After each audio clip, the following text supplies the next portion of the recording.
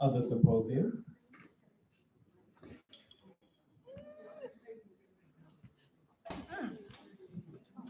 We're about to start the panel. I'll pull up this. Yeah. Okay. Sorry. It's okay. I just. Our live stream just went down. Oh, that's. So Katie, you're welcome. If your slides are ready, then let's get started. Okay. That's it. Can folks hear me from this mic, or do I need an individual mic? Good? No? I'm just wondering if folks can hear me or I need an individual mic.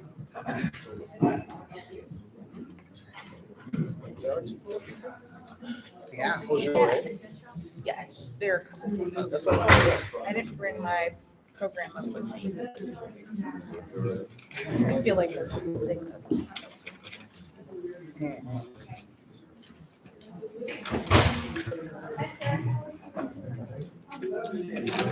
And Dume?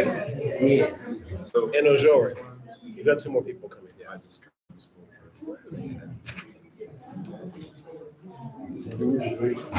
Ojore is right here.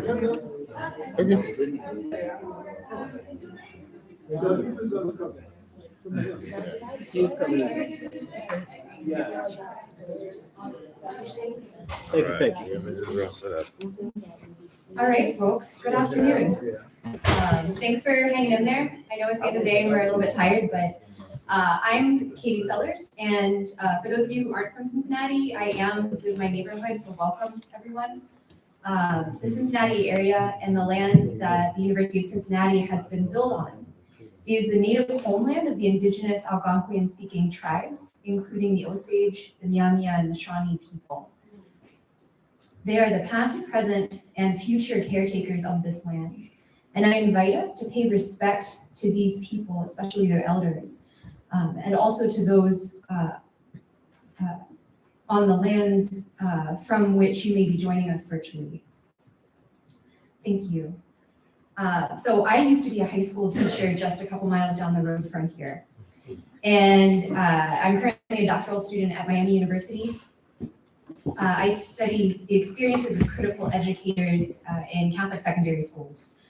And in my first year teaching, a wrongfully accused woman and artist, Tyra Patterson, who's from Dayton, Ohio, inspired my students to become change agents and to fight for her freedom from prison. And in so doing, she changed the way that I understand education, the way I understand democracy, and the responsibility that we have to those institutions, or not. And in 2017, Tyra was released from prison and soon after began working for the Ohio Justice and Policy Center here in Cincinnati. We'll be hearing today from one of her colleagues, and our next panelists. Together they'll be discussing art, activism, and collectives. Our first presenter is Sia Johnson. She's a communications director at the Ohio Justice and Policy Center. She is also an artist and co-founder of The Real Culture Queens, a podcast and online publication for women in media to share their industry, experience, creative viewpoints, and discuss how race, gender, sexuality, and ability is depicted in the media we consume. Then we'll be hearing from Ojiri Letulo, and he is a new African and former political prisoner. He was released from Trenton State Penitentiary in 2009 after serving 28 years, 22 of those years in solitary confinement because of his political beliefs and activism. Over the years, he began creating collages as a way to maintain his sanity and to convey the physical and emotional reality he experienced in solitary confinement. While in isolation, Ojiri created a wide range of political art documenting his experience and the plight of other radical imprisoned activists, as well as techniques of psychological and physical torture used in solitary confinement. Then we'll be hearing from Henry Frank. He is a member of the Yurok and Pomo Nations. He is a returning resident, former arts and corrections participant and clerk, and currently working for the William James Association as the communications and program assistant and teaching artist at California Medical Facility. He uses art to make the Native American and currently and formerly incarcerated visible as human beings and contributing members of society. Finally, we'll be hearing from Ndumi Olutushani. He spent 28 years as well in maximum security prison, 20 of those on death row for a murder he did not commit. While on death row, Ndumi began to draw and then taught himself to paint. Art allowed him to exist in a state of harmony and tranquility, in spite of being wrongfully locked up. Ndumi was released on June 1st, 2012, and today he travels nationally and internationally, speaking out against the death penalty and working with young people, helping them to find their own inner artist. So please join me in welcoming our panelists.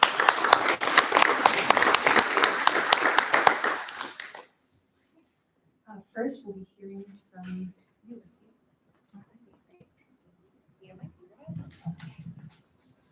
Good afternoon, everyone. Oh, come on. Good afternoon, everyone. I know it's late in the day, but you're talking to a fellow performer. Energy. No, my name is Asia Johnson. I am from the Ohio Justice and Policy Center. I'm so very happy and excited to be here today and wish my colleague Tyra Patterson, who is also an incredible artist and speaker, wish she could be here today. Unfortunately, she cannot. You guys have me. So I'm happy to tell you a little bit more about my story and what brought me to this work. I'm originally from Columbus, Ohio, so just right up the road. And I moved here to Cincinnati to study music.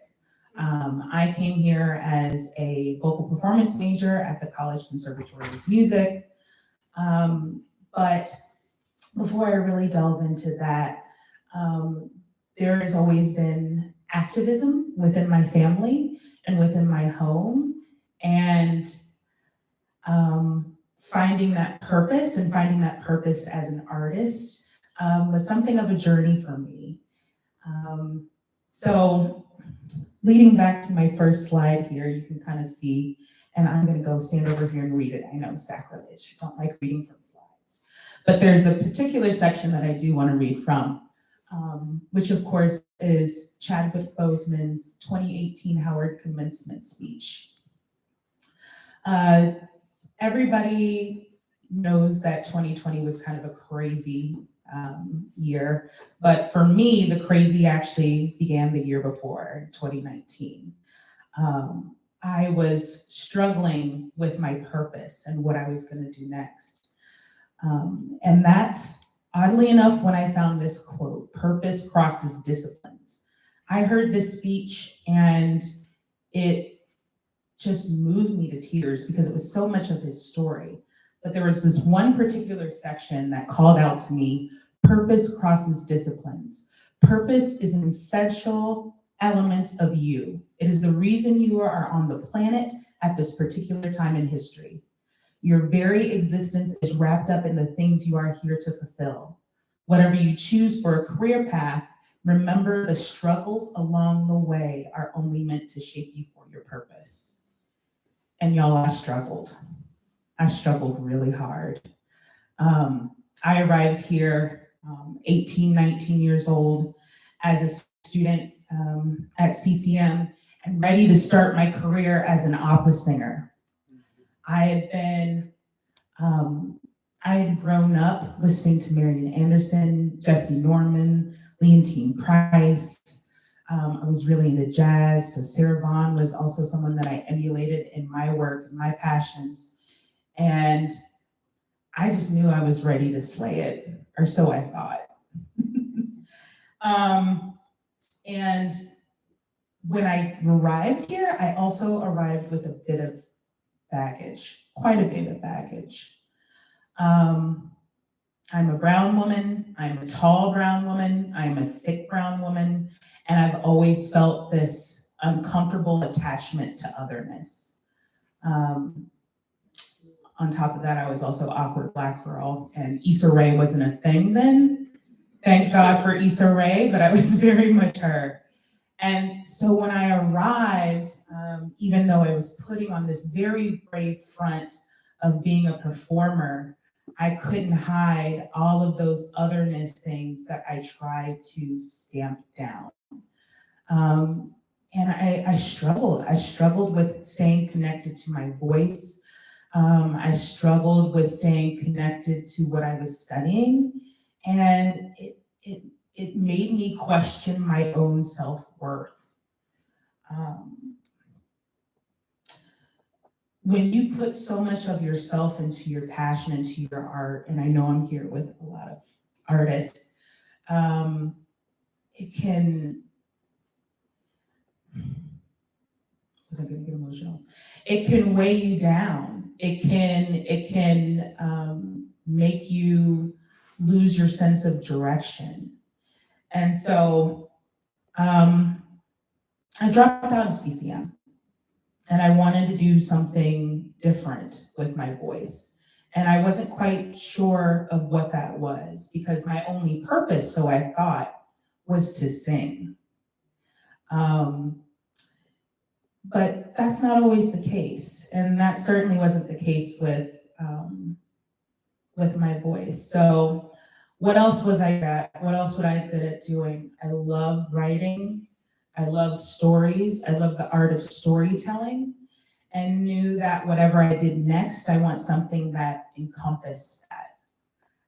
So I went into public relations, right? You think that's the place where you're going to be pushing out all sorts of stories and connecting people to stories.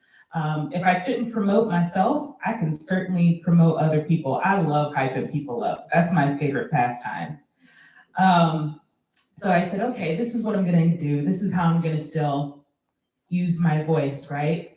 And along that way, another thing of otherness, that feeling, that outsider feeling, again, never left me. I felt like a fraud. I felt like a sham going into these professional and oftentimes corporate spaces. I was working with a lot of very large brands, but I felt isolated, and I felt that I had to box myself in and hide the artist that I was just to be able to do the work that I was doing. Because of course, I couldn't be both an artist and professional. No. I had to compartmentalize myself like I'd always thought I had to do. And that brought me through so many trials of trying to find that worth. And as particularly being, once again, the only Black person or a woman of color in these marketing spaces. It's so hard, especially when you're working for an advertising agency and making all these ads that have great reach, but there's still no reflection of who you are and your culture in that work. And speaking up for that was always a battle. I felt like Chadwick just from that speech. It's like as soon as I step up and say, hey, I don't really agree with that. That's not who Black people are. And I'm not Al Sharpton. I don't think I'm the entire voice of all Black people. But certainly in some of the content that they were wanting to put out, it was not real, and it was not okay. And so I became sort of the outspoken Black sheep. Which again, I mean, all the women and the people that I idolized, on the next slide, it's like, honestly, when you look at them, we love them now, but yeah, they were all outcasts and outsiders, something that I hadn't really put together. And so once again, I found myself with this sort of angst, instead of angst as an artist, where I could just sing some uber moody version of a Sarah Vaughan cover, right? Because she's moody, she's my favorite. But there was no angst in that. There was no effort in what I was doing that felt tied into my very essence, my core self. So I said, okay, I know I'm not the only woman. I know I'm not the only woman of color who feels this otherness trying to navigate these predominantly white spaces.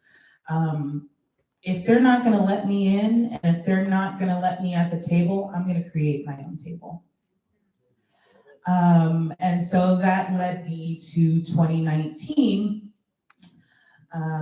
with the birth of the Real Culture Queens. So,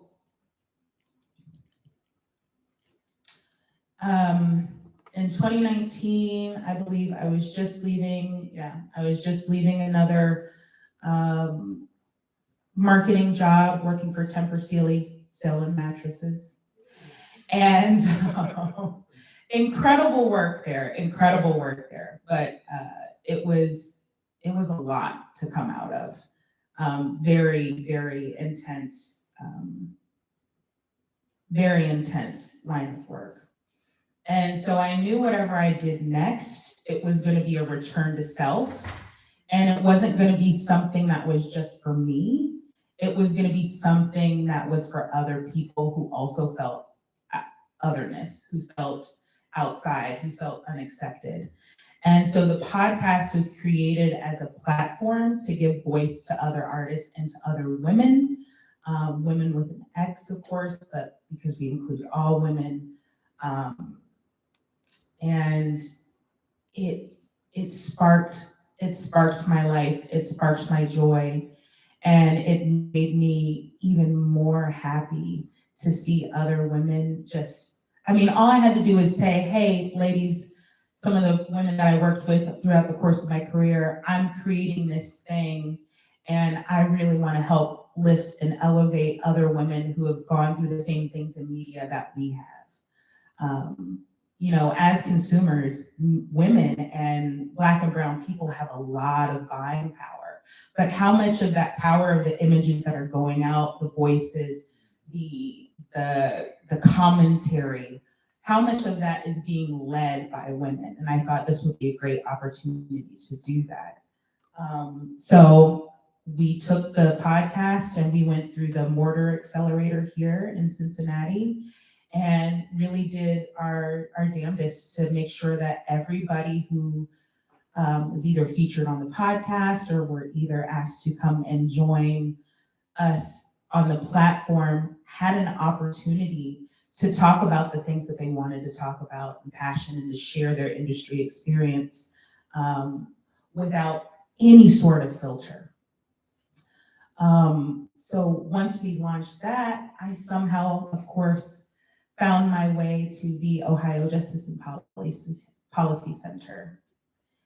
And there, of course, again, I couldn't stay away from these powerful stories of redemption, and I couldn't stay away from marginalized voices.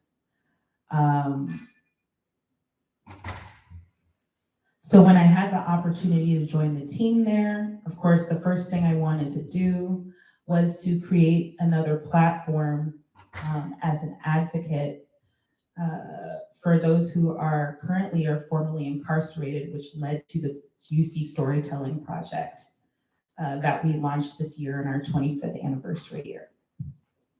And here we are.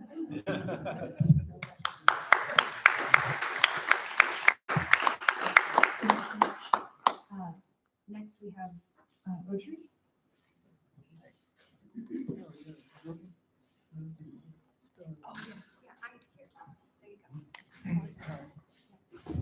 Hello. My name is O.G. Latulo. I'm a new African anarchist, former U.S. political prisoner. And I went to prison as a revolutionary, which I still am.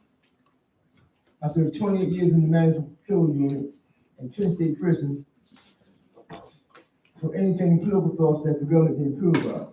So, by way of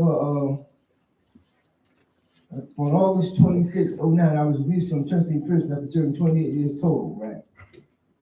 They first put me in the Management Control Unit in February 4th, 1986. I realized that I needed help, so I wrote the American Friendly Service Committee in Philly. The office in Philly sent my letter to the office in Newark, and Bonnie responded. So she had somebody come down there to see me, but they told her they couldn't find me. So then Bonnie came to visit, and from that point on, we had started doing, working together. We created a management control unit program for people who have been in prison isolation for political thought as opposed to violating any of the rules, right? When they place you in the management control unit, you aren't there for violating any of the prison rules. You are there for maybe a radical or have strong religious convictions or you might be a gang leader. That's what they want to isolate you from the general population, right? In my first 6 years, I served in the general population. But after that, after they realized who I was, they didn't want me in the general population, so they put me in mass patrolman. And so Bonnie is a middle class white woman. She took our story to the press, and they gave Bonnie the benefit of the doubt. They told the administration had told Bonnie, well, you don't have political prisons in the United States. So Bonnie said that's not true because the prisons I'm talking about are in control unit for anything political thought, right? So once they investigated, we started doing press coverage, right? The first coverage we got was the Channel 9 News. It's called Prison Politics. And then we went off to the article the sister had right there. What's the name of the article that you just reading? Yes, right there. So we're passing around Ojuri's collages right now. Exactly. The record, The record the article. newspaper, the record. Yeah. And so from that point on, you started getting a lot of political coverage, right? As a result of that, Bonnie became targeted by the state.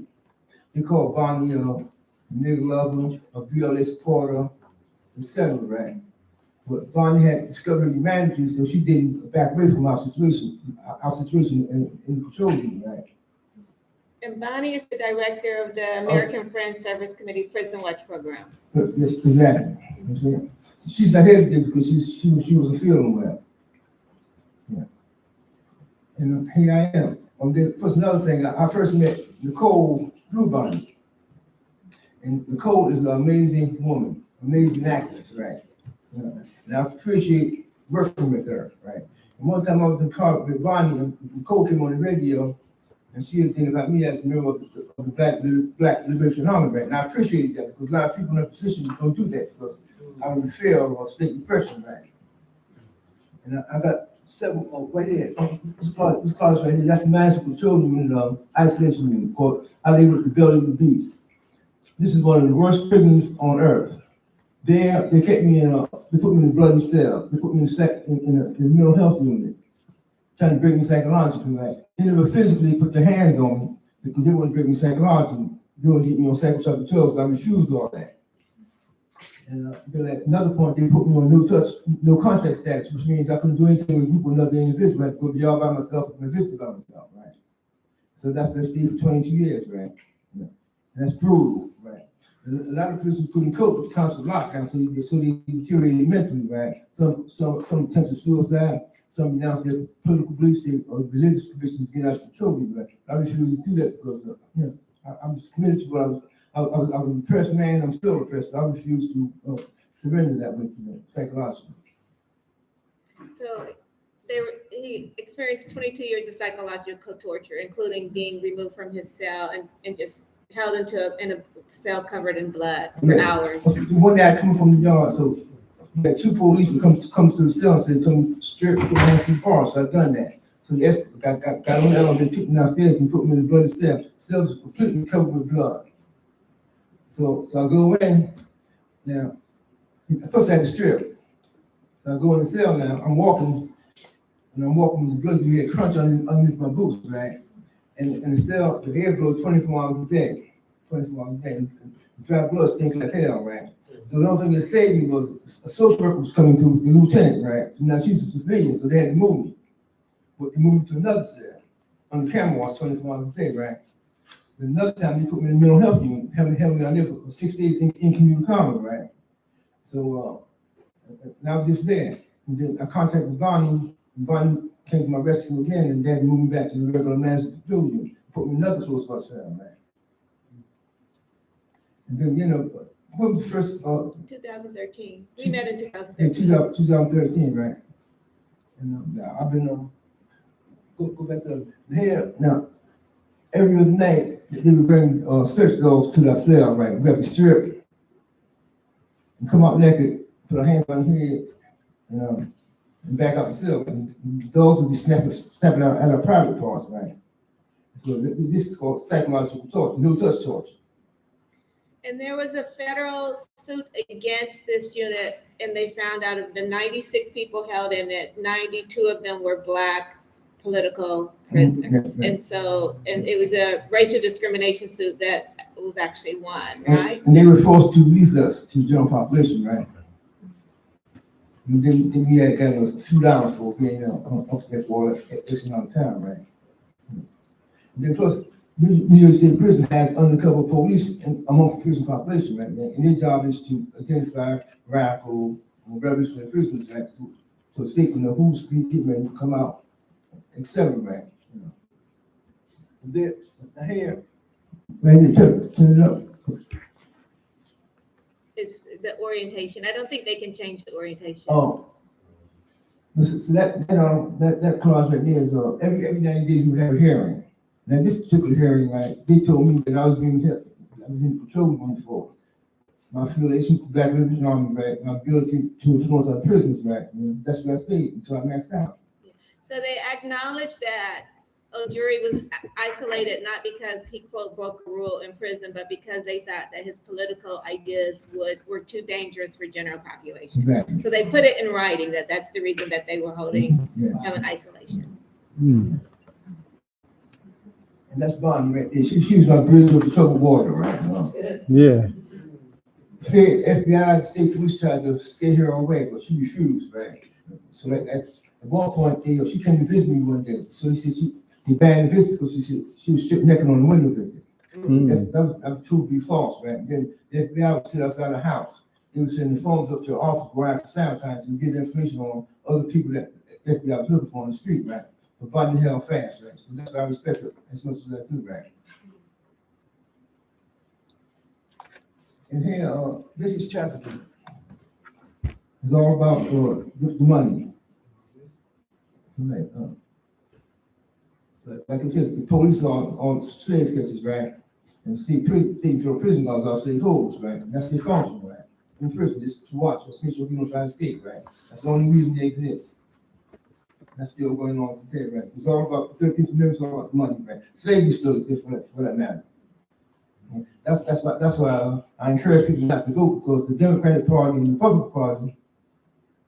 That's where we disagree, but go ahead. People got to vote. The Democratic Party and the Republican Party keep the prisons full with brown, black, poor, white guards. That's money. And you got somebody being in office. You got Obama in office. He's doing the same exact thing, right? That's why I encourage people not to vote. If you vote, you're voting to better oppressive Palestinians.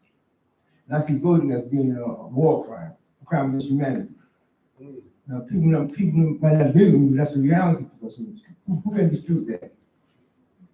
So that's a Q&A topic. Okay. How do the like role of voting and activism? Time?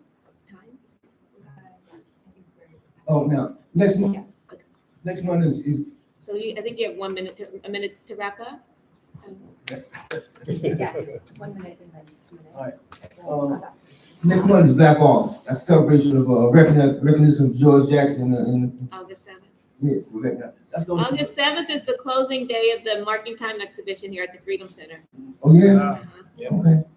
Wait a minute. That's Rochelle Safety Review, right? So like Jonathan Jackson, brother right there with the salt right on saying he went to the courtroom trying to liberate them. In the process, he got killed. Rochelle got wounded, right? Because they tried to liberate the soul of that brother, right? George Jackson and 3 other prisoners, right? So they got killed, in gunfire, right? So every year I do closets around Black August. So that's it. Thank you.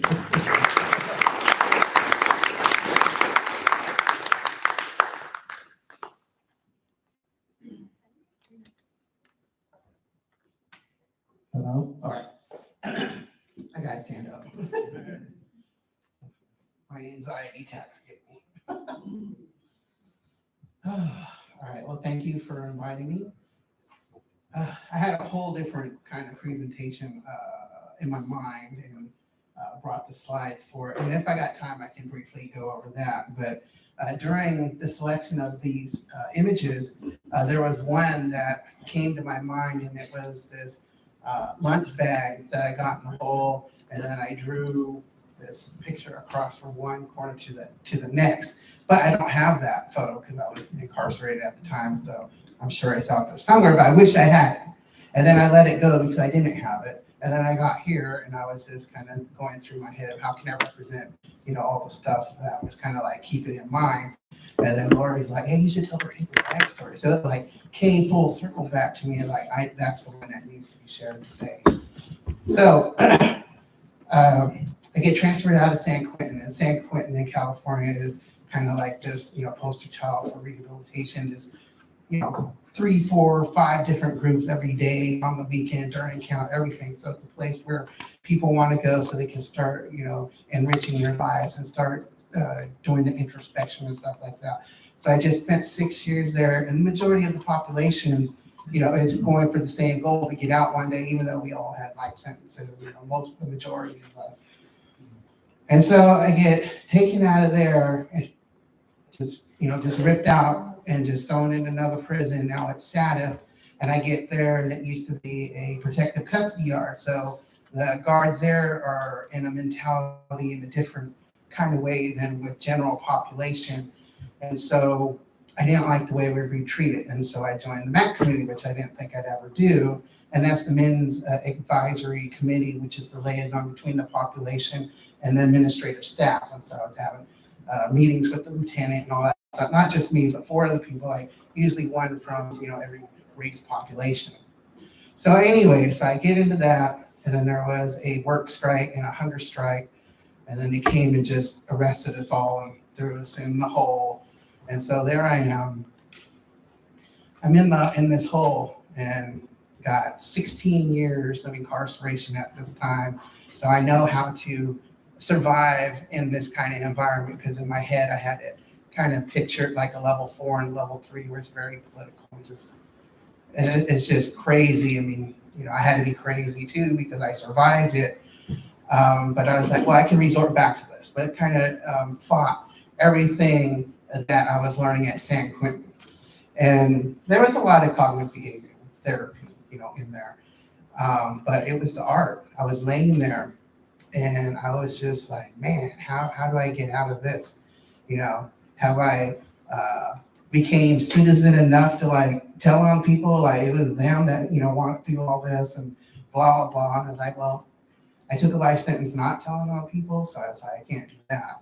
And then it's just like, do I go hardcore on them and just like, I'm not talking to no fucking cops and read my file and all that stuff.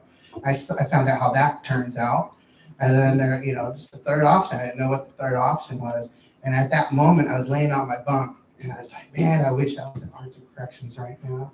It'd be so good. And when I tell these stories, I'm sure like you guys know, I kind of like go back in that spot, It's like, it's just a weird thing. So I'm just on that bunk and I look up and there's this bag. And in that bag, I think it had a roll of toilet paper, like 2 indigent envelopes, some tooth powder, a little pen that's like, this big without just the filler part, really. And then I can't, maybe a couple more items, I can't remember.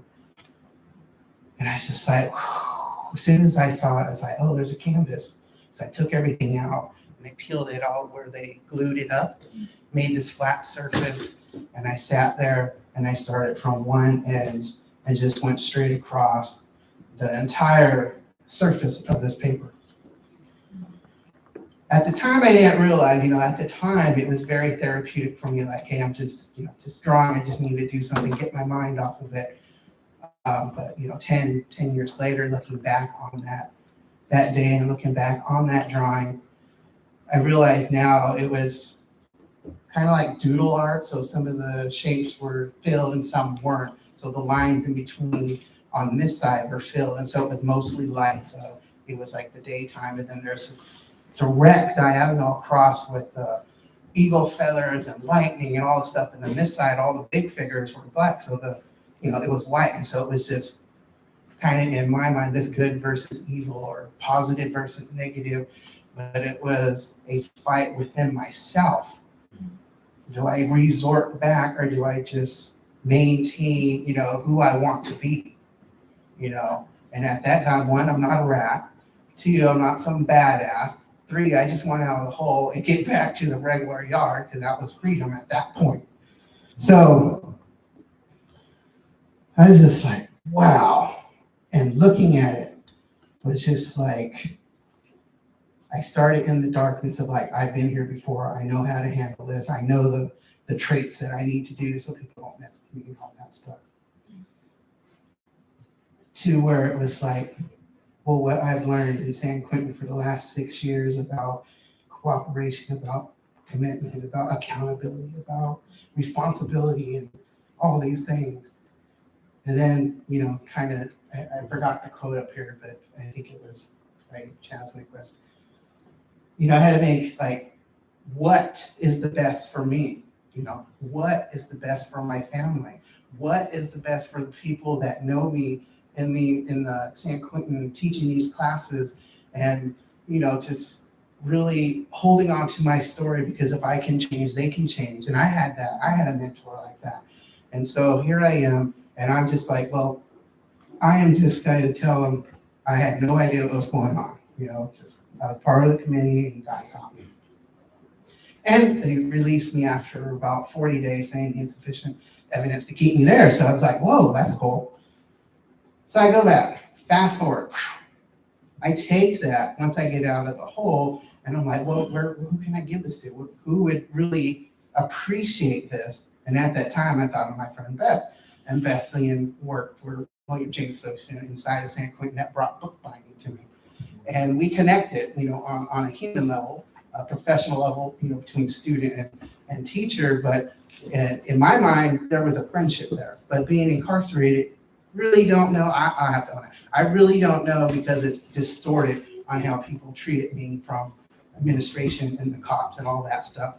And it took a long time to establish that trust, to be able to understand that we're not putting each other in jeopardy, but we do respect each other as a human being. And then furthermore, as an artist, she saw the artist in me, and she really wanted to nurture it. And I really appreciate that. And I thought, I'm going to give this to her. So I sent it to her. I don't hear anything, you know, she said thank you and all this stuff, which is great. That's all I wanted. But she took that piece. She had a exhibit in New York, and she took that piece and she framed it in this free floating frame where you can see both sides, because on the back side, I put all the contents that was in that bag, and kind of like where I was at in that moment. And she put it in her exhibit. And I think the first day, within a couple of days, a Cree woman out of, I think she came out of Canada for it, but she just felt it. She's like, I gotta have this. And so she sold it to her for $1,000. And so I'm like, well, she doesn't tell me this though, you know. So I get out, and this is probably 5 years later, somewhere around there. And I contact her and I said, hey, you know, I made it out. Do. And she's all, oh, great, what's your address? So I figured she wanted to send me a little welcome home card. But I get this check for $1,000, and she didn't want to tell me about it until I got it. I'm like, whoa. So I called her instantly. I said, what's this for? She said, remember that drawing you gave me? A woman bought it at my show, and I've been saving that money because I figure one day you would need it. And I'm just like, wow. You know, in these carceral settings, I don't give the incarcerators the credit for any of this, because we did it. We did the work. People came in, that's the salary. And you guys can't change us. None of us can change each other, but what we can do is lead by example, role modeling. The people that came in to teach me, they represent all of society out there. And if they could see me as a human being, then other people can see me as a human being. But more importantly, I can see myself as a human being. And once I did that, my relationship with the entire world changed. And all that, you know, from art. And I've been doing it pretty much all my life. And so that's how I'm here today.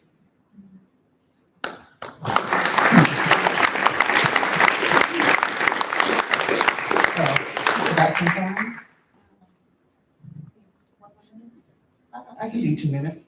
And just real quick. So right here, this was in 1999. I was still in corporate.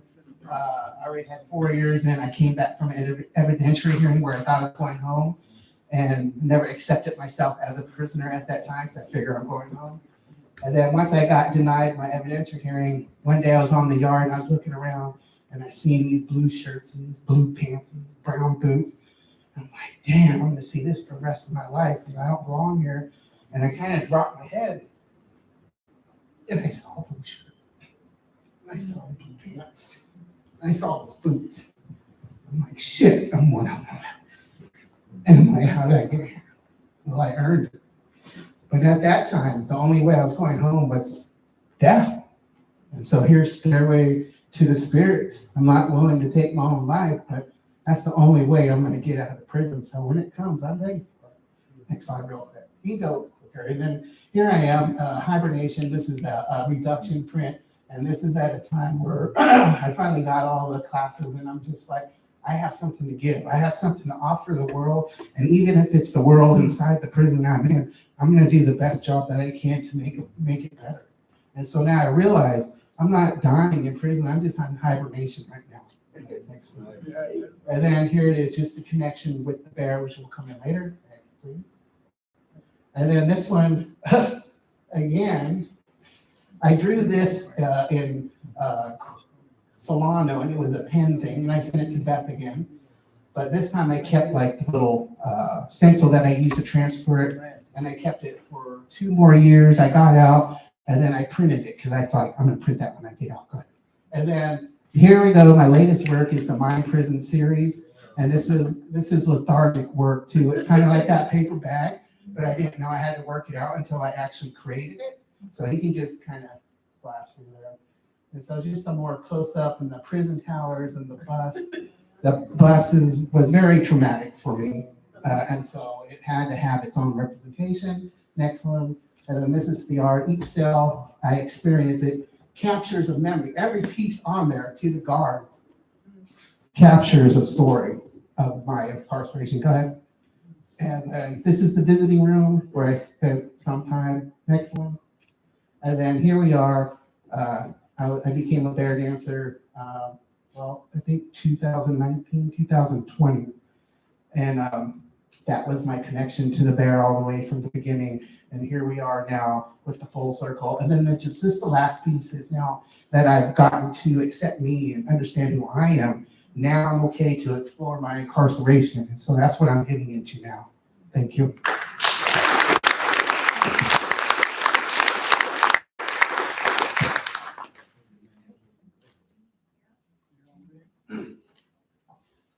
Well, I want to first give a nod to Nicole. I think that I want to echo what's been coming from up here all day, and that is that you did a really great thing in pulling this together, and I'm really honored and proud to be a part of it.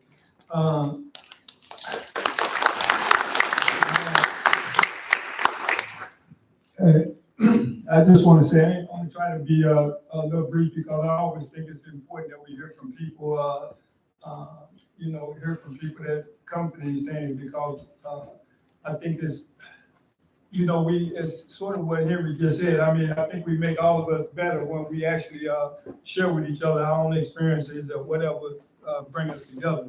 But real quick, I was falsely accused. I was born and raised in St. Louis, Missouri. I was falsely accused of a murder in the state of Tennessee, a state that I had never been to, and certainly not in the city of Memphis, killing nobody. But I ended up down there, and in my case, the people knew I was innocent. It wasn't like they was making a legitimate mistake. They knew I was innocent. All the evidence of my innocence, they withheld every piece of evidence that they came in court. They fabricated it. I'm talking about they came in court, and for those you guys that women and men that they've been through the system, you know how they do it. And so in my case, the people came and put me on trial. I was tried. I don't know what you guys knew about Memphis, but if you know anything about Memphis, you know it's a majority black city. So I was a young black male being accused of killing a white prominent person in Memphis, and I was tried by an all-white jury. I'm telling you that the stage was set before I got down there. So the people, they came in my trial. They brought in some fingerprint evidence that they claimed that the car that was actually involved in the crime was stolen from St. Louis. They came in my trial and they said that they had took a print of mine off the car. but they was withholding the report showing that they had checked my prints. My prints didn't match none of the prints on the card. Not only did my prints not match any of the prints that was on the card, but the place that they claimed that they took my print from, it was never even a print taken from that part of the card.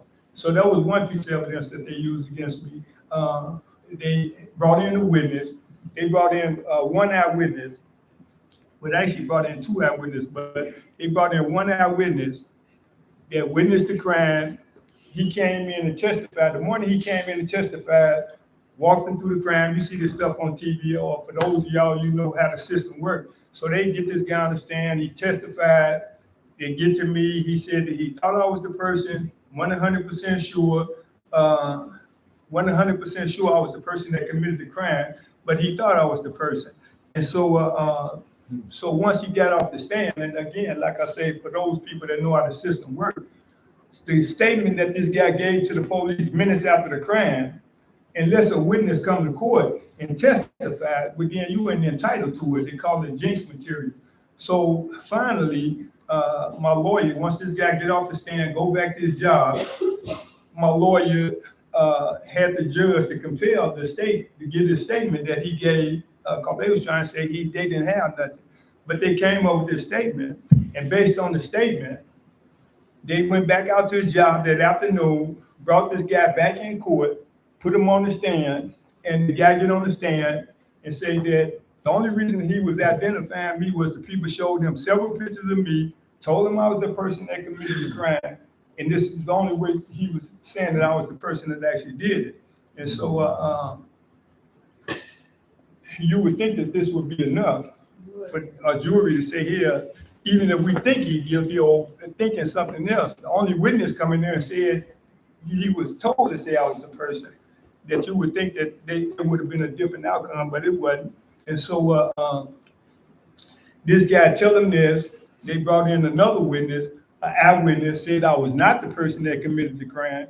And my lawyer failed me in this piece because he didn't even ask the witness no questions, because had he asked this second witness that said I was not the person that did it, he would have told them what he told lawyers 20-some years later, and that is that the people showed him autopsy pictures, told him everything that they did with this other witness, told him, but he refused to come in there and say it because he came in there and told the truth.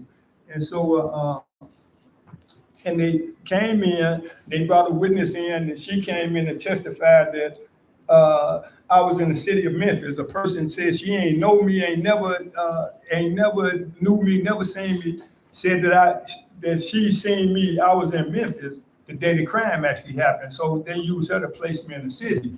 And so, again, like I said, she get up there and she also too testified that the people kept putting my picture in front of her, several pictures, different pictures, because I did have a criminal record for some minor stuff, so I was in the system. And so she testified to the same thing, that the people kept shoving my picture in front of them and telling her I was the person and she needed to do it. She, matter of fact, she ended up being given immunity because they knew that she was actually involved in the crime. So the people, because they had her prints and all this stuff in the court, and the people that she was with that committed the crime, and certainly we didn't know at the time, she was actually protecting them. And so she came and gave that testimony. And then I had this other witness came in and said that, and I had a brief relationship with this young woman at the time, and she was involved in some criminal stuff herself. And so they used her to come in and say that I confessed to her that I had committed this crime in the state of Tennessee, because we weren't even in Tennessee. And so, so that was the evidence that they used against me. But I'm telling you, everything that they presented, it was withholding the evidence that about this, the woman that I told you that came and placed me in Memphis. This is why I'm sitting here now. That because we was able to show that she was involved with this crime ring, that they was going from St. Louis, Illinois, all around, they was committing these crimes. And so, so we was actually able to prove that. But like I said, in my case, the people knew that I was innocent. And I'm telling you, but for good people, and I'm talking about just like people in this room, had they not been involved, I don't have no doubt that I would have been executed. And whoever these people is that go look at these names, I'm sure they would have got to my name and say I was just another one of them people that deserved, I got exactly what I deserve, nothing more than death, right? And so, you know, just that, like I said, it was good people. Let me fast forward a little bit about the art piece, because I really think that, and I can sit here and tell you guys, and for those of you guys that's artists, as a matter of fact, I think all of us are artists. We ain't got to do nothing but look around and see what man created. So we know we all born with a creative gene, right? And so, in my case, I mean, before I found myself sitting on death row, I ain't have no interest in art other than what I was doing in school as a kid, maybe. But the thing that happened, I had this guy who was executed a few years after he did this portrait for me that did nothing like me. And the whole time, this portrait that I had commissioned him to do, so I could send it to my mother, didn't look nothing like me. But long story short, I'm sitting in the cell. I can't even stretch my arms out like this, a 4x9 foot cell. And the whole time I'm looking at it, I'm thinking, damn, I could have did a better job and kept my money, right? So, the whole time. And but the thing that happened that really led me to art, and I'm telling you, art saved my life, literally and figuratively, art saved my life, because it allowed for me to find freedom in that small space that I'm telling you guys about. And but before I can actually send it to my mother, she was killed in a car accident, and there was a couple of things that she said to me. The last time I seen some stuff, and this thing that I'm telling you, when I'm looking at this picture, I'm thinking, damn, I could have did a better job. And it was after I was trying to pick myself up behind that I actually started drawing and painting and doing what I was doing. And I mean, when you look at this piece here, I actually painted that on death row. That for me, art actually became, I mean, color. If you see a lot of stuff that I did, it was always colorful stuff, because certainly he know, and people that's been inside of jail, if you got paint on the wall, it's either some dull white, or if you have paint on the wall, or some battleship gray, whatever these colors that they talk about. So it's really devoid of color. So for me, color became this form of resistance, because the thing that they, even though that they had me in this colorless environment, they couldn't stop the color that was happening in my head, right? And so, I'm telling you, it was through my art that I actually found. Where'd you get the colors from? The pen, pencils? No, they actually, I mean, we had to, like you guys had to do, you had to sue to get some of this stuff and all kind of stuff. So all I had was newspapers and Elmer's glue. Right. So, and in my case, it wasn't much more than that. Just like he said, they give you a little pencil, they cut the pencils down, and finally, when they did allow for us to have paintbrushes, they would cut them down. And so for me, what I would actually do, I would take a magazine or newspaper or whatever and wet it, and just kind of roll it around a little nub, and hell, it would be hard. And once it dry, it was hard as the stick. And so, but it was, like I said, it was through my art that I really, you know, like I said, I found freedom. I mean, when you look at a piece like that, and everything that I did, or at least I try to do, is around these issues that Nicole brought us here about. I think that as artists, I think that we charged with a responsibility.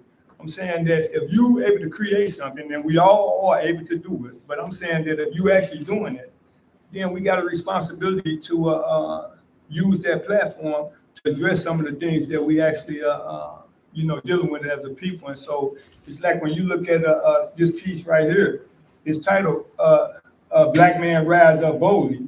And the guy holding the baby, you can see that's the shape of the African continent. And busting through the flag, where you got this judge bringing drugs and guns and different things, where you got the white guy choking the brother, trying to force this stuff on him, because it's kind of symbolic of what's happening in our communities across this country. That when you think about these issues that have brought us there, certainly mass incarceration, locking people up is a huge industry. I'm talking about with hundreds of billions of dollars involved in locking people up. You know, here in this country, that started out selling bodies, and still doing it, then somebody going to jail. Somebody going. And disproportionately, they look like us. I ain't saying white people don't go because it's full of them too, poor white people. But disproportionately, they look like us. And so, I've always tried to take my work and, use it to, like I said, address these issues about that we facing. And so, like I said, art really did literally and figuratively save my life because it was through my art that people was drawn proximate to my situation. That because I was not one of them people sitting in prison. Hell, if you can get me out, you don't even need to know what my circumstances was. So I was not one of them people sitting in prison talking about I was innocent, even though I was. You see what I'm saying? Because I know the perception is that, hell, everybody in prison said they're innocent. And for those of us that been there, you know that's not true because people ain't got no problem in telling you, hell yeah, I did. Most people sitting in prison pled guilty. You see what I'm saying? And so the people offered me a 25-year sentence during the middle of my trial. I refused to take it because I didn't commit the crime. But they wanted to punish me once I said, no, I'm not doing that, and gave me the death penalty. And the people was telling me, hell, if you take this 25-year deal, you will be out in 6 years. I'm saying I'm not doing it. And so, but that's just how the system actually works. And man, I'm so happy, like I said, and just kind of honored and proud to be here because I know the power that's in this room. How'd you get up there for real? Actually, because one of the things was that we was able to prove. One of the things that, the thing that actually got me off the death row was that just like they lied about everything else, they lied and said that I killed the person right here and turned right like this here and shot and wounded somebody else in the store. But what they was withholding was that whoever killed the person standing right here, it was impossible for them to do this thing that they was accusing me of because you had all these store shelves and everything that made that totally impossible. And so once we was able to discover this, because I think I was in prison like 17 years before we was actually able to start getting this evidence showing what they had done to me. And so, so it was that what they used to enhance the death penalty, that once I was able to prove that was impossible to happen, that they reversed my death sentence, which meant I had a life sentence. And so I got off of death row November, day before Thanksgiving 2004, when I physically walked off the death row, and it was another 8 years before I finally came home. Are you on parole now? No, nope. And so, but listen, that's the thing that. Can you tell us how your art became after that? You related your art to a campaign that. Right. Right. Yeah, exactly. I think that, like I said, my it was through my art. Like I said, when you was looking at my art, but then you need to know about my story, which was out there. And it was through my art that, like I said, I actually, the lawyers that actually came on my case, they was actually, it was a New York law firm. One of the 50 lawyers in this country, actually. These people worked on my case. This is how hard the system is once you're in it. These people worked on my case for 17 years and billed over 17,000 some hours over that time period. And I'm telling you, it was one of the 50 largest law firms in this country. And had I had the money to pay for it, I'm telling you, it would have been in the millions of dollars. But that's what it actually took for me to actually be sitting here. Aside from good people. But art, like I said, art is at the root of civilization. I'm telling you that it's through art that I'm talking about that brought the world together. We was talking, I think earlier about music. I mean, when you think about music, this art form and how blacks can influence every genre of music in this world is influenced, is rooted in black music, right? And that and visual arts is no different. I think that, like I said, knowledge makes us responsible. Knowledge, I'm telling you, once you know something, you won't have no excuse. And I'm saying that, that's the thing for me. In light of what we've been through, would you vote? And I'm like Nicole, I think that, it's the nature of the system that we live in, and I'm telling you that, yeah, you should get out and vote, because, even though that we got these people trying to, I don't know, Xavier, was you able to get them pieces up I sent you? Okay, then, so, I mean, just on this point, so I'm working on, I told you guys, most of my stuff, if you see it, is really colorful, but I'm working on this lynching series. And one of the pictures, I'm taking these old photographs that's well documented about lynchings in this country of black people, women, men, and kids. And so I'm taking these black and white photographs and just kind of, doing different things with them. And one of the photographs that I used is a Klansman in the truck. It was part of a convoy, because if you see the whole picture, you see it was a whole bunch of them, but I just chose one of them. And he had the noose hanging out this car while they riding through the black community, trying to intimidate black people not to go out and vote. You see what I'm saying? So I hear what you're saying, brother, about what you're saying, and I understand it, but I also too understand and know that we living in a time and in the system that if we ain't doing it, then here, I mean, if I feel like if I ain't going out and vote, I ain't got no reason to complain about If it. you're not doing, you just organize to create something else. That would be ideal, but the reality is that we live in the system that we do, and I think that We can change this stuff. I ain't saying we changing it every day, and the fact that we here, we're gonna change it some more. But I still think that me personally, I ain't saying that, and I whatever makes a person happy, I'm telling you, hell, to each his own. If it ain't got nothing to do with me and people that I'm with here, if you like it, I love it, right? But I do think that, like I said, that we have to participate in the system. If you got a right to vote, I'm telling you, I certainly would encourage you to go out and vote. Me personally, I ain't saying that you don't make a good point. I understand that, but that's the nature of the system that we live in. Yeah. So I don't want to take up much more time, but I think it's important that we talk to people out there, because I want to go back home with some ideas and keep doing some good work. There you go. Yeah. Andrew, man, I did get your photos. Your photos are up there. Oh, you mean the one? No, I was talking about the lynching series. Yeah, they're up there. Oh, you can get them on there? Hey, if you can, just pull them up real quick. That They still lynching us legally though. they are. That's why I'm doing this lynching series, because I'm saying that You never stop. he's right. I mean, here, George Floyd, that was just the knee on his neck was just in place of the rope. Or this guy that was shot 60 times. I mean, come on, who do this? It don't matter. It don't matter. That's right. Right, 60 times.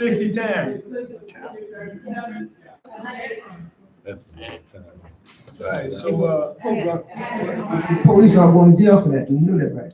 I believe you. I believe that they may get off with it, but that is, we still got to keep working. So here's the piece I'm talking about, and that's the actual noose on there. That because part of this piece that I'm actually doing is that oh yeah, and this story here, man, that's such a. If you want to read a good story about perseverance, read A Time of Terror, because that's what this is on. It's a book. The guy wrote it is James Cameron. It's called A Time of Terror. That he survived this lynching where they pulled his two friends, and they was all kids. I think he was 16 at the time, but he survived this lynching. And I'm telling you, when I read that story on death row, when I was sitting where I was sitting, I'm telling you, I read it, and that was a story that I'm telling you the hell that when I read that, I know I need to get up. Yeah. I ain't got no reason to sit down, so I encourage you to read it. I read that book too, and after I got finished, I thought about Nat Turner. Yeah, well, then you already know. You already know in terms of, just how powerful that piece is. And this piece up here is the same thing. When I'm taking these black and white photographs, like I said, I did some pictures when I was on death row. I did a couple of things with some lynching stuff in it, and I always had the idea that I wanted to do something I had an opportunity to go to a lynching site and collect dirt that's down in the museum down there in Alabama, but also I wanted to take these black and white photographs and highlight one person in the crowd. You know, when Donald Trump said it was good people on both sides, that's the thing that precipitated me to say that, okay, now it's time for this here, because what we see happening in this country now, I'm talking about you want to take certain education out of school and all this stuff here. If with that happen, we repeating ourselves. I'm sorry. Now, we'll open it up so that we can bring Asia and Henry and everyone into the conversation. Right. Thank you. Thank you. Hey, thanks. Thank you all for all the stories. I really love getting a chance to just listen to y'all. Thank you for being so generous in your presentations. Just gonna make one quick comment about the vote issue before transitioning into a question, and that is just that I've wrestled with the idea about whether or not to vote to. I'll tell you why I settled solidly on the very clear decision that I need to vote in every single election, which is what I've done as long as I've had the privilege to do it, is that there is no quorum in this country. You don't have to have a minimum of people participate in order for election results to be considered valid, which means that if you withhold your vote, I view that as an ineffective protest because it doesn't impact the bottom line. It just means that you have fewer people making decisions that impact all of us, and a privilege that so many of us died for, right? So that's the reason why I think that voting is an important thing to do, not that it necessarily is going to end in the results that we'd like to be able to see. Of course, there's a lot of work to be done even when Democrats are in power, right? Right. But it's a tool, not the tool, right? And I think that the work to create a better world can happen simultaneously, even as we exercise that particular right. So that's just what I would add to the conversation that you two were having. This is what corporations dictate who become president and who don't. You agree with that? I think we should have that conversation afterwards, because I don't want to go down another rabbit hole during the limited time we have. But I just wanted to add in a little bit of context, if that's all right.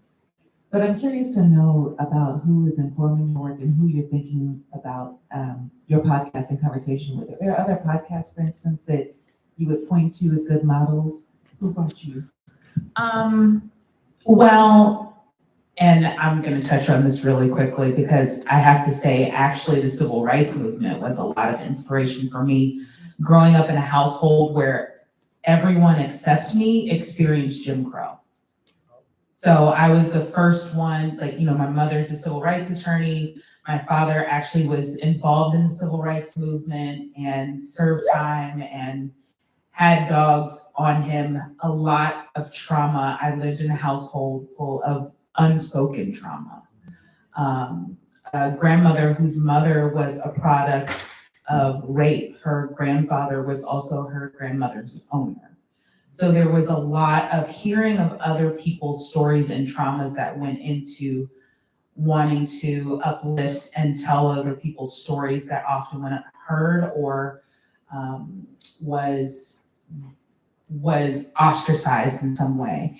And so one of the first podcasts that really showed me a format that I loved, that included the storytelling that I loved and included some of those unknown stories, was Snap Judgment.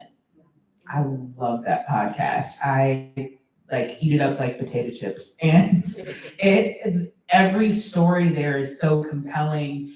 And I think what made me have the courage to tell my own and then also hype other people up to tell their stories. Because I realized all the stories that I was hearing there were ones that I could relate to, that other people could relate to. I sent episodes of, oh, you guys gotta listen to this. That podcast was really the impetus of me starting that journey. We have 2 minutes left, so I think there's time for either some further response to that question or one more question here. One thing I didn't get a chance to mention about Alabama Advocacy, we've gotten 7 guys out of prison. And the one thing we do is make sure they get their voting rights back. And that's one thing, I mean, I'm happy to be able to say that I'm able to vote now. Now, one thing about Alabama is that when election time comes, they use prison as a platform. They'll pick somebody to put on TV, murder, kill, lock all of them up. And all these, mostly Republicans, all right? Democrats don't stand a chance in the red state. And it's like, and only weapon or tool that you said is a tool is to get out and get your vote right. Vote for someone that's not going to lock you up or going to use just a campaign. You know, and I mean, being able to vote is a power to me. Now, I can agree to disagree. I don't have no problem with whatever you feel, but for me, to be able to vote, they give me a sense of power that I didn't ever have. You know, and so that's all I got to say. Does anyone want to respond, or we have one more minute, maybe one more question? I'll actually say something to your comment about making sure that you're being heard. I think this project with the University of Cincinnati and helping people who are currently incarcerated be able to have their own agency to tell their own stories, their personal stories of how they got there, and how they overcame is what has given people power. So voting is a power. Having a voice, making your voice known is a power. And I'm hopeful that this opportunity, especially since it is led by incarcerated writers, will give that agency back to folks who feel like so much has been taken, everything has been taken from them, literally.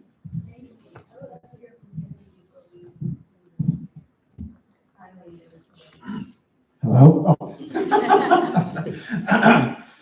Something that it came to me during the symposium today and holds true. I remember one time I was at a powwow and this Native woman was from SSFU and she came up and she said, how do you maintain your identity, you know, as a Native American in prison? And I told her by breathing, bottom line.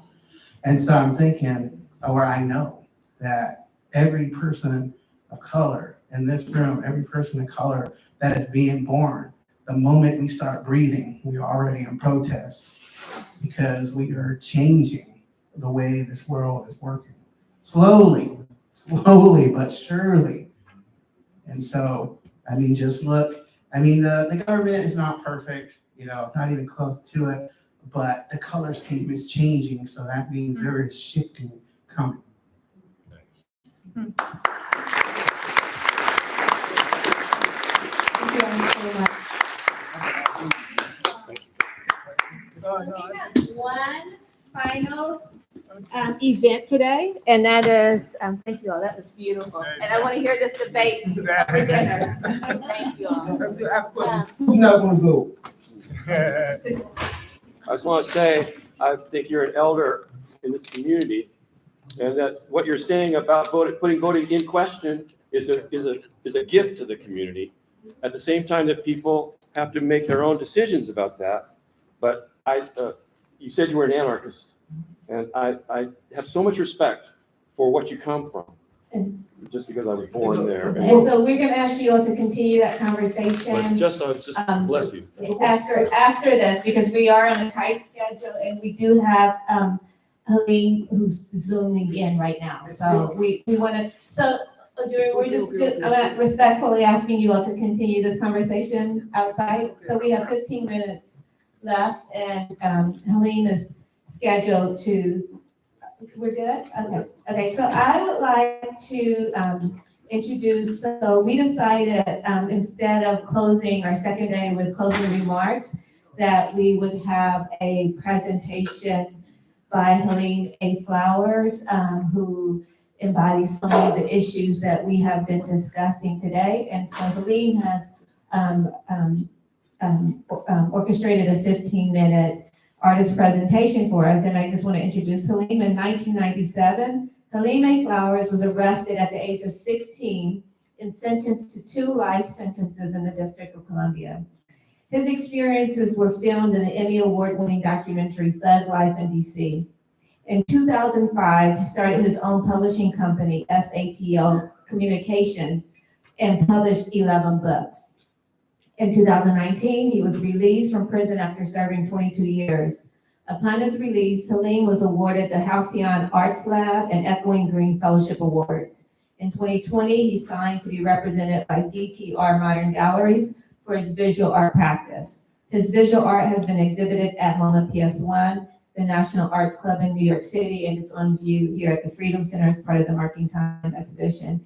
And he recently started his own fashion brand, releasing exclusive limited collections of streetwear design. His presentation is called From Super Predator to Superhero, an artist presentation by Halim A. Flowers.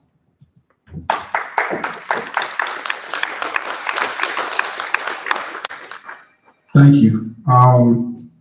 First of all, I would like to thank everybody for being present today. And before I begin my presentation, I would like to start with a video that I believe best.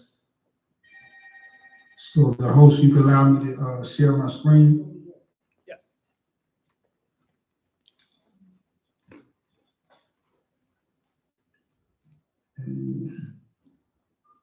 Well, until we get, I don't think I can share my screen right now. So I would just like to begin with a poem that I wrote about my situation. And the poem is titled, We Were Just Kids. We were just kids, yet the village failed to raise us. Instead of pouring love into us, they just threw us into cages. But greatness was always within us, even before the life sentence. We were just under 18, yet everyone forgot that we were just human beings. Super predators became our label, that we were children became a fable. Converted us into juvenile lifers. But look at what just 3 years did to Khalif Browder and Rikers.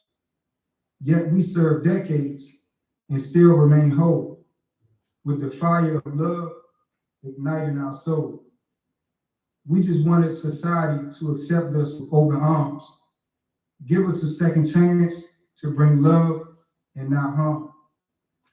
From lockdown to Georgetown, we just needed someone to believe that justice also encompasses mercy and greatness is available for all to achieve. Thank you. So now I want to go to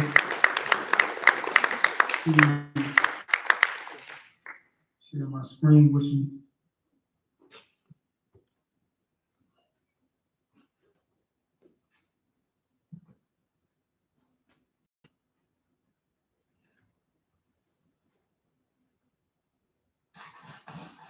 I just did a self-portrait. And one of the things I put was super predator. I was incarcerated at the age of 16 and given 2 life sentences. For me, growing up during the crack era, the culture is calling young black boys fatherless, godless, jobless. We have predators on our streets. They are not just gangs of kids anymore. They are super predators.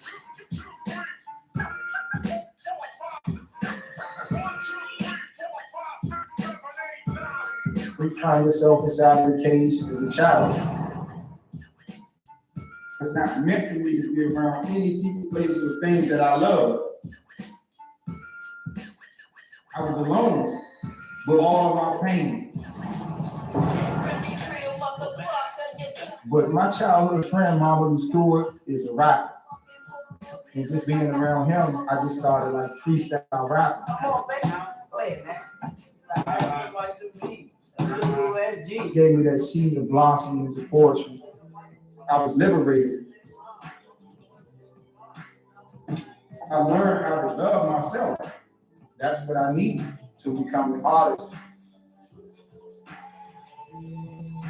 When I go to the canvas, I'm trying to articulate that I'm not super, that I can get out of these things. My life is an example of the potential that lays dormant inside of these walls. You have so much genius right here, and it's just dormant. I love y'all. Remember, I talk about love y'all, fight for y'all on the outside.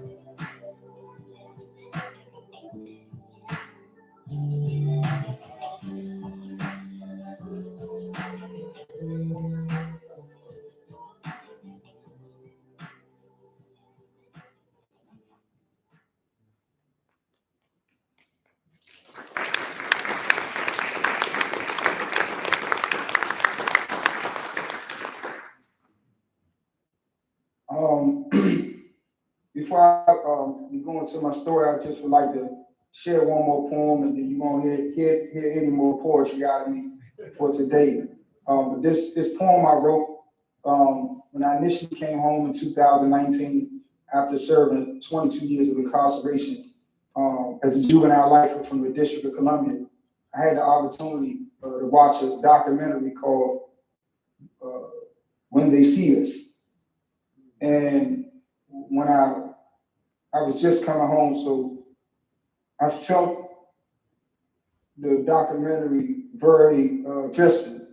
It impacted me in a soulful way, and I was moved to create this body of work that I would like to call a poem. And it goes like this. I'm not going to write poems about people judging people. I'm going to speak and write poems about people loving people.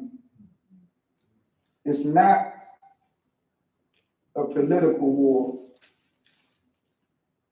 It's not a political war, but a spiritual war between love and hate.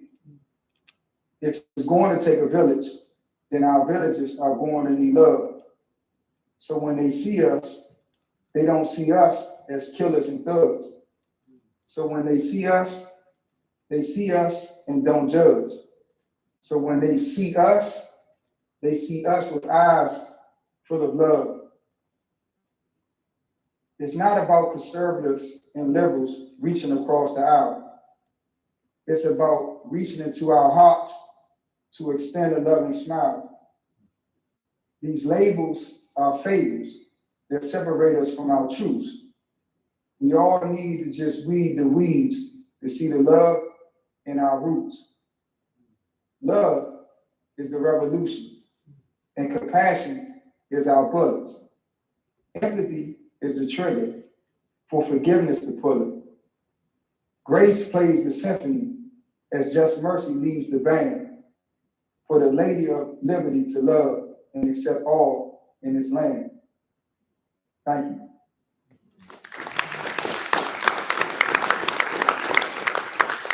So finally, past my poetry. My name is Harlene A. Flowers. I like to describe myself as a manufacturer of culture. I manufacture cultural assets, whether it's books. When I was in prison, I started my own publishing company. I published 11 books, covering multiple genres: financial literacy, cognitive therapy, my own memoir about my life at that time, and poetry as well. And but I also manufacture paintings, sneakers, clothes, music, anything that I believe that can further what I call my love revolution. I'm not political, though people tend to identify my manufactural assets as political. I'm not politically driven. I'm not Democrat. I'm not a Republican, no conservative or liberal. Anything that I do, I like to believe that I do it with the intention of love. I'm not apolitical or anti-government or anything of that nature. I'm just a creative person. And at this moment, where we at as a human family in this country that we call the United States of America, I just, as an individual, I have no faith in the ballot nor the vote. And I believe in creativity. I believe in storytelling. I believe in fashion. I believe in sneakers. Like, I see kids, no matter their social stratification or social construction, race, class, gender, creed, sexuality, disability. When someone like Kanye West or Jerry Lorenzo drops a pair of sneakers or Michael Jordan, they all line up outside waiting for this sneaker to drop. And me, as an individual myself, someone who took my pre-SATs when I was 11 years of age, scored very high, had the opportunity to take classes at Howard University at the age of 11, but yet and still, due to poverty and negative peer influence at the age of 12, I stopped going to school and I started selling drugs to have sneakers and to have clothes. So me being aware of this new hype beast, not new, but this evolutionized sneaker culture that they know is hype beast, that has even a secondary market. for me to see the power of sneakers in luxury streetwear, a brand of clothing that came from drug dealers, and now it's known as luxury streetwear, to have these weapons at my disposal to do my activism and my advocacy, and me not to use it would be foolish. So for me, in a nutshell, at the age of 16, falsely convicted for something that I did not do. The prosecutors never said I shot anyone. They said I was with one of my childhood friends, and they said that he shot and killed someone. And due to my unwillingness to cooperate with the government to prosecute my friend, they took me to trial as an unarmed accomplice under the unarmed accomplice liability doctrine of felony murder, convicted me under felony murder and sentenced me to 2 life sentences. And I just dedicated my life from that point on, not only to getting out, but to better myself and to coming out and to be a symbol of hope, to show people that we can be more than rappers and drug dealers. Not saying anything is wrong with being a rapper or athlete, but for me, I'm very passionate about economic awareness, economic mobility, entrepreneurship, self-enterprise, and doing it all from a place of moral and integrity and love. So I don't want to bore you too much with who I am and what I do. I'm very eager to transition into the Q&A. I don't have a watch right now to keep track of my allotted time. So I'm very self-conscious about going over time. I don't want to go over time.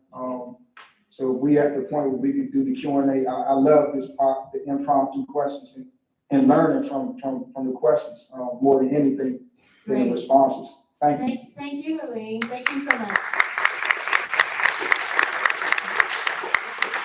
Would you like to show a couple of your paintings while I pass the mic around?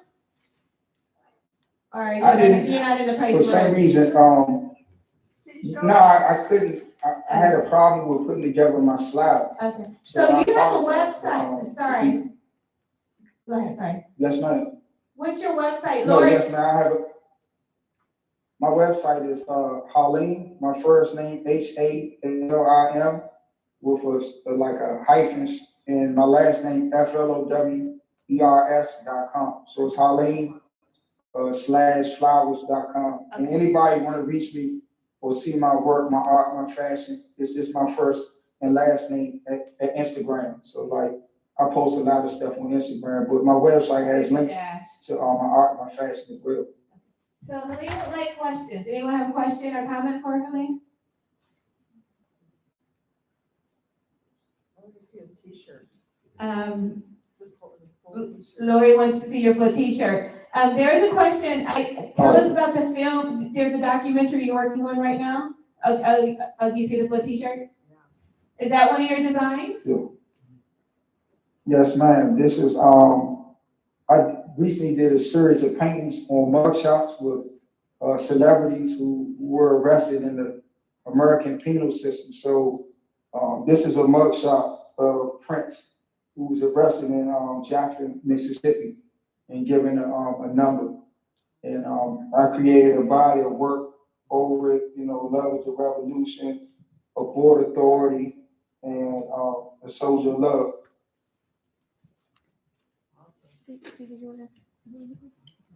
Hey, Halim, I have a question for you. This is Steven from Working Time.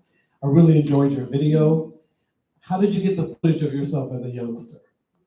I'm assuming that is you, correct? Yeah, great question. When I was 16 years of age, Blowback Productions came inside of DC jail, and they filmed myself along with other juvenile lifers. And we didn't know, we knew that they were recordings, but we didn't know that the documentary would go on, and when it was picked up by HBO, shown worldwide. It won an Emmy Award, I think, in the year 1998, 1999. So within my first few months at DC jail in 1997, HBO, they featured me along with another juvenile lifer named Andre Bruno. And so the old footage comes from that, and the new footage is HBO now wants to pick up a new documentary about because we're going into the 25th anniversary of the release of the documentary in 1998. Thank you very much. Are there other questions?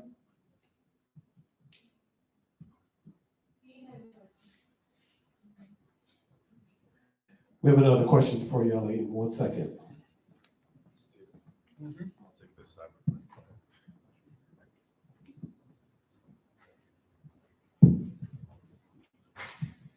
Hello, sir. With your success at 11 with your SATs, how far did you go with your education, or have you proceeded any further with it?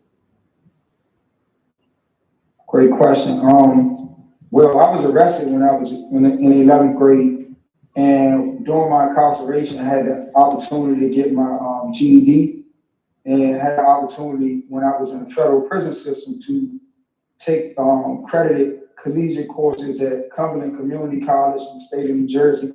And then before my release, I had a great opportunity to take accredited courses with Georgetown University.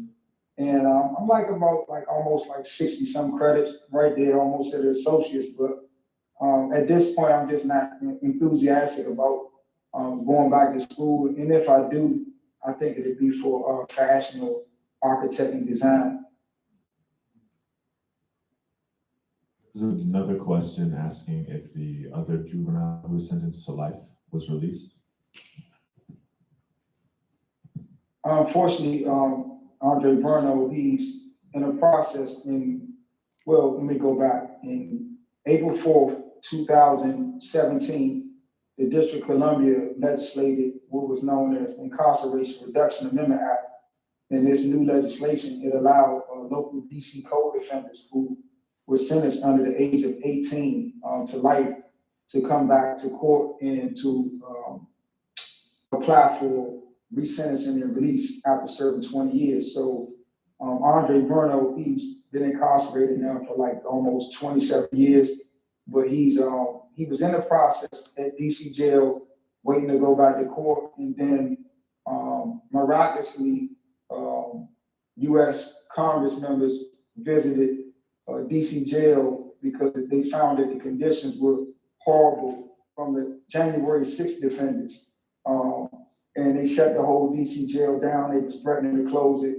And they shipped all of the people who were back waiting to be resentenced. They sent them back to federal prison. And before they was going to miraculously close the jail down, they kept the January 6th detainees there, mostly by themselves. So he's currently back in federal prison and waiting to come back for his resentencing.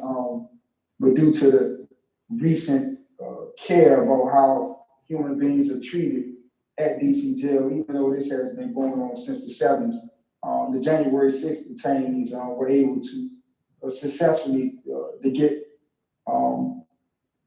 U.S. Marshals and the federal courts to see that the conditions are in fact very inhumane. And Helene, I think that was the last question, and I just wanted to say some context about DC, right? That beyond the cruelty of not having representation, people who in DC who are jailed and then sentenced can end up anywhere across the country in the federal system. So very few people from DC end up with family visits. Like if you are sentenced to a felony crime, you might be sent to Arkansas or to Alaska or to California. And so if you are born a resident of DC, you rarely get family visits. And so you were in the federal system, you were in New Jersey, right? For 22 years, did you move to were you in other states? Because I know you were at Fairton for a while. Yeah, I was in Virginia, then Pennsylvania, then New Jersey, then Oklahoma, then Georgia, then West Virginia, then California, back to Virginia, and back to DC jail. So I've been to 6 or 7 different states, all throughout every coast in the country: Midwest, West Coast, South, East Coast.